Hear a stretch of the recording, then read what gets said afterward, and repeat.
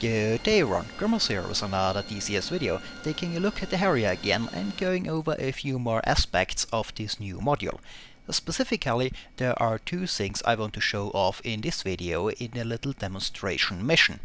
One is the Harrier NA's ASB-19 ARBS angle rate bombing system. That system is, after all, what makes the NA version, the night attack version, different from earlier variants that did not have it, as well as the newer 2+ ones that replaced the ARBS system with a radar. I also want to incorporate some aerial refueling into this mission. That is not something I do a whole lot, since I usually prefer shorter missions where it isn't necessary. But since ResBam was nice enough to build a KC-130 tanker plane for free to come with the Harrier and other planes that use probe and drogue aerial refueling systems, I figure I might as well show it off. So let's go over our little mission. Now, we started from an improvised highway airbase to make use of the Harrier's short takeoff and landing capabilities, and because it's cool. Using a rolling takeoff since we are pretty heavily loaded in this mission, and our mission is to take out an enemy artillery base here. Our intel reports we will find multiple BM-30 Smerch rocket launchers, as well as a few 2S3 Acacia mobile howitzers. Now those are our primary targets, the Smerch and the Acacia. Intel further tells us that there is one ZSU-23-4 Shilka guarding the site from air attack, as well as possibly other anti-aircraft cannons. As I said, we are pretty heavily loaded with 2 Mark 83 1000-pound bombs and 8 Mark 82 500-pound bombs, as well as the 25mm gunpowder. Now, the plan for the mission is to use the larger Mark 83s on the ZSU-23 and take that threat out first from higher altitude, and then use the Mark 82s on the Acacia and eventually the Smerch, and finish them off with the 25mm cannon if necessary. Now, the target is a decent distance away from our improvised base, and thanks to this distance from our base and the fuel we will most likely burn during multiple attack runs on the target, we can expect that the fuel will get a bit low and might not be enough to return to base after the attacks. So there is a KC-130 waiting close to the bullseye where we can refuel after the attack on the artillery base to get the necessary fuel to get back to base. And we will use the ARBS system to try to take out the Shilka from higher altitude and to assist taking out the artillery as well. So let's quickly go over some basics of the ASB-19 ARBS system before we use it in the attack. Now, the ARBS was developed during the 70s and entered service around 1980, originally on the A4 Skyhawk, and was later incorporated into the AV-8B Harrier, leading to the night attack version we have in the game. The ARBS is mounted in the nose of the plane and consists of a TV camera and a laser spot searcher, which are used to lock onto targets in day or night respectively. The camera used for daylight operation, and in night or also in day someone can paint the target with a laser and the system can lock onto it.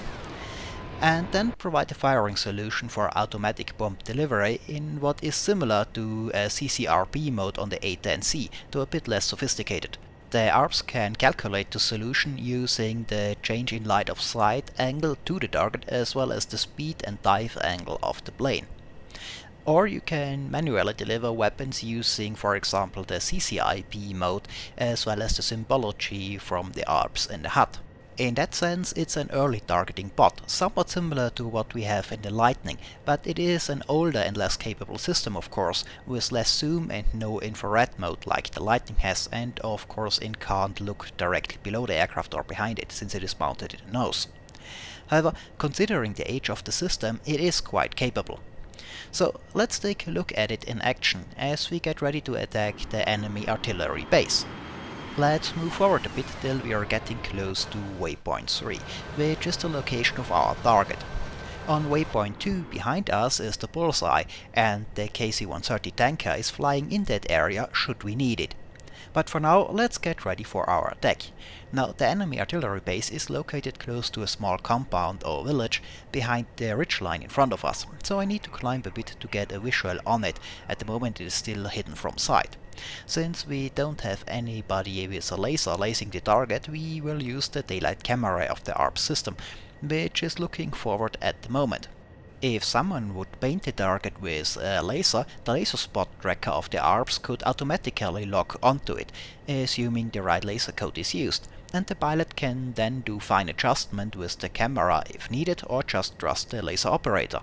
That also means that, for example, a JTAC or a A10C or another AV8B equipped with the lightning bot can laser target, and you can find that spot even if you don't carry a targeting bot yourself. Helps to point out exact target locations.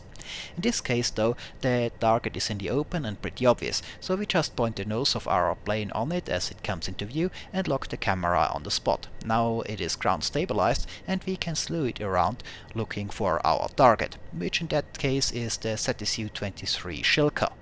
I can see a few vehicles at the target location, though they are a bit far out and the zoom on the ARBS isn't as good as it is on the Lightning.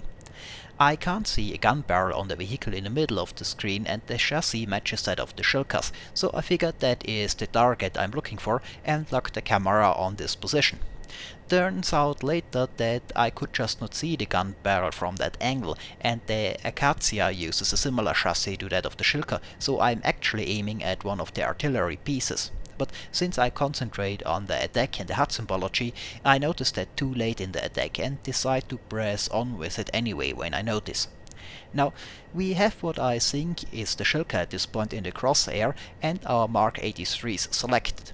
I plan to drop both of them to get the best chance of taking the target out. And also so that I don't have to retrim the plane if I just drop one, and so that I can fly effective evasive maneuvers.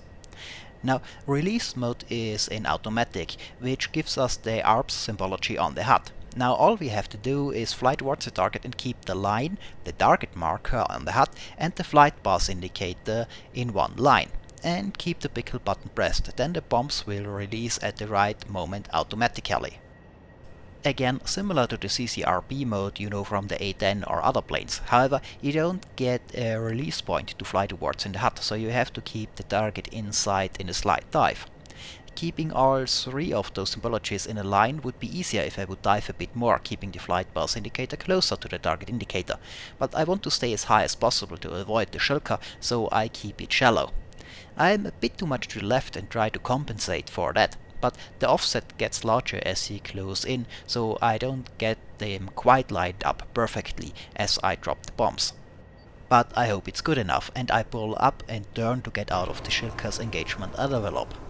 As I said, I was a bit too much to the left in the approach, so the bombs hit too much to the left as well, between the two Acacia artillery pieces, most likely damaging both of them, but the mission is to destroy them completely, so we have to finish the job later. For now, however, my immediate concern is to find and take out the Shilka, so I can do the rest of the attacks safer and from lower altitude. However, I dropped my heavy Mark 83s, which I originally planned to use on the Shilka. The Mark 82s are only half the weight, so I decided to go for a manual CCIB drop from a steeper dive next time for hopefully better accuracy. This is more dangerous since I will get closer to the Shilka in the attack, exactly what I wanted to avoid by using the ARBS automatic mode in a shallow dive, so that I don't fly directly towards it. But what can you do? But first we have to find the Shilka. As you can see on the HUD, by the way, we now get steering information from the ARBS to show us where the locked target is located and which way to turn to get back onto it. On the MFD we got a similar information.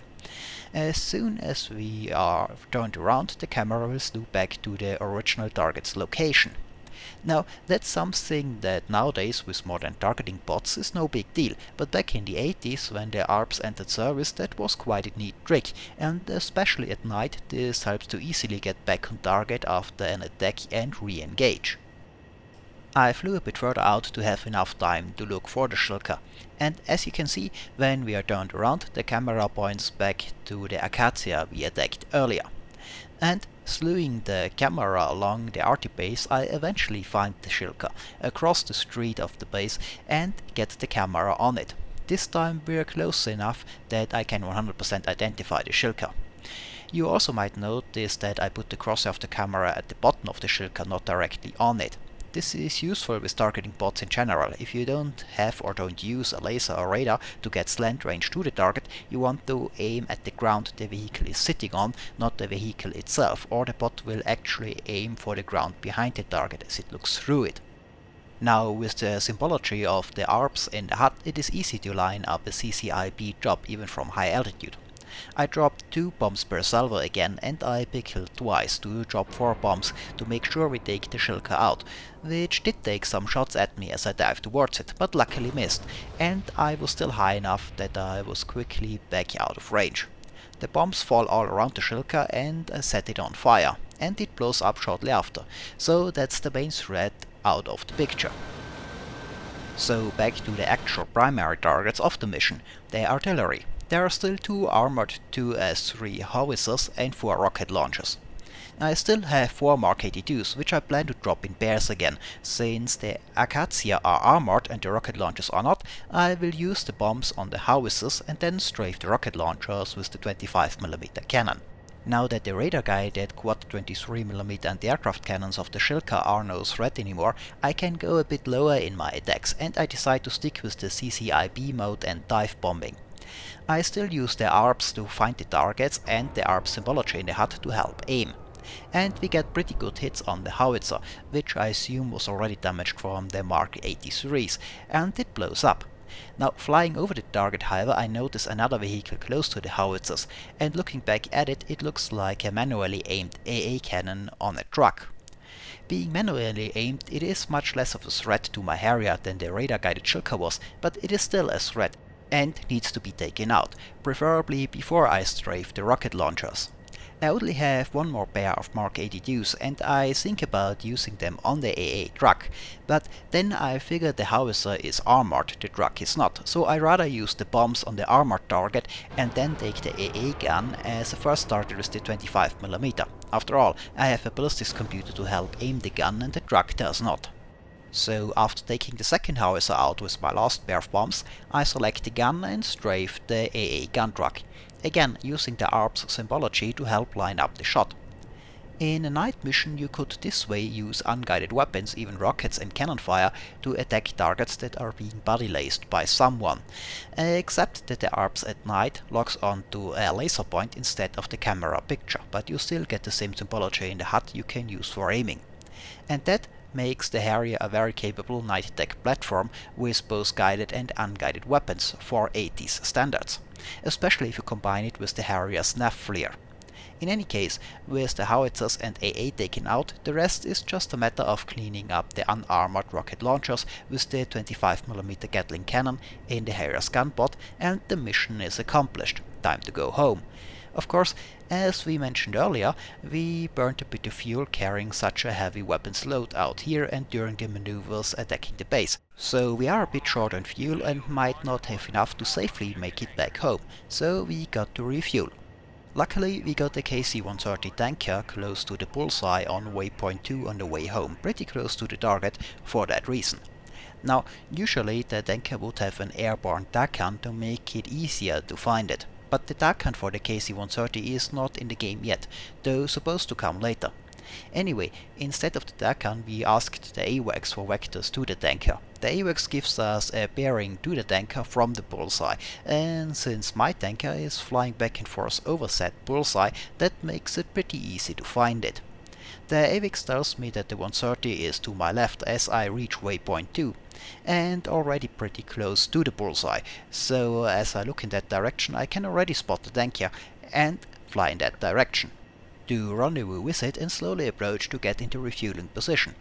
Now, the Harrier, as mentioned earlier, is equipped with a probe and drogue or basket method of refueling, like the Mirage 2000 or the Su-33, and unlike the A-10 or the F-15 that use the boom refueling method. Now, boom refueling is easier in a way since you have a boom operator in the back of the tanker that controls the refueling boom and helps you to refuel. However, such a system is also larger and heavier in comparison and only fits on larger aircraft dedicated to this tanker role.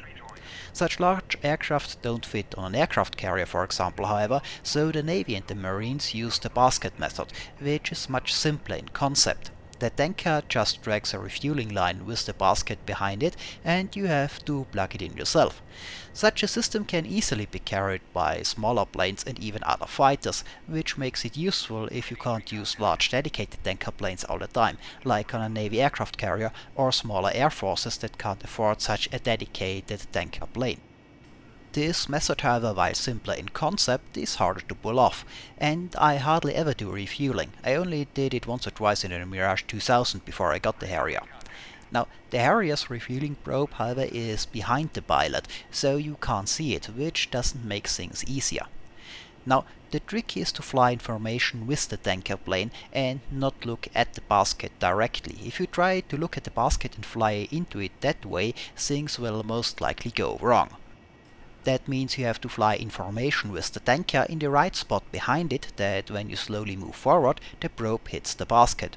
Once you have figured that position out properly and you have an idea where to position yourself behind the tanker, it's not that hard, but getting there, learning where that position exactly is, that can be a bit frustrating at first, as we can see.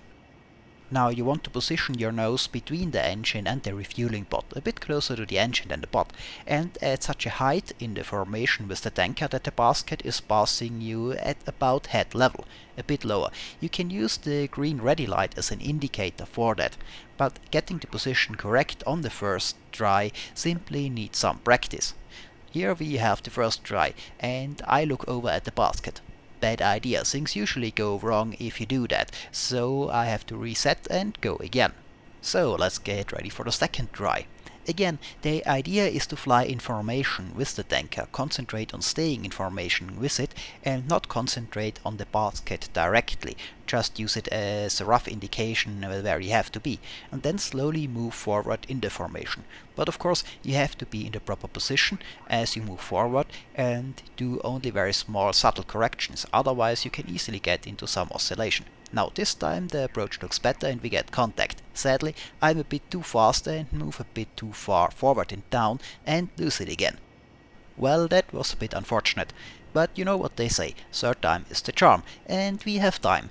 We are not that low on fuel yet, though I can certainly understand how that can get the adrenaline up quite fast in reality when you are really low on fuel. I read quite a few accounts of pilots telling stories of situations like that, flying in the middle of nowhere on fumes and messing the contact up 3 times in a row. Scary situation. Anyway, third time is indeed the charm and the success, and this time I pay attention to stay in formation after contact and not lose it again, and we are taking fuel. Now we just have to stay here for a bit till our tanks fill up sufficiently. We don't really need that much fuel, we almost had enough to get back home anyway, just not safely, but since I am here already I might as well tank a bit more than I need. So that is some aerial refueling and the KC-130 Raspan introduced into the game. As I said, I haven't done much aerial refueling so far, and I doubt it will ever be one of my favorite activities in DCS, but still it is an important skill to have when you need it, especially in the Harrier, which doesn't exactly have huge internal fuel reserves. So that was a look at the Harrier's ARBS system in daylight with the camera and the KC-130, and that is it for this video. I might look into some more stuff with the ARBS system at night as well with the laser spot tracking, but till then this is it for this video. Thanks for watching and maybe I'll see you next time.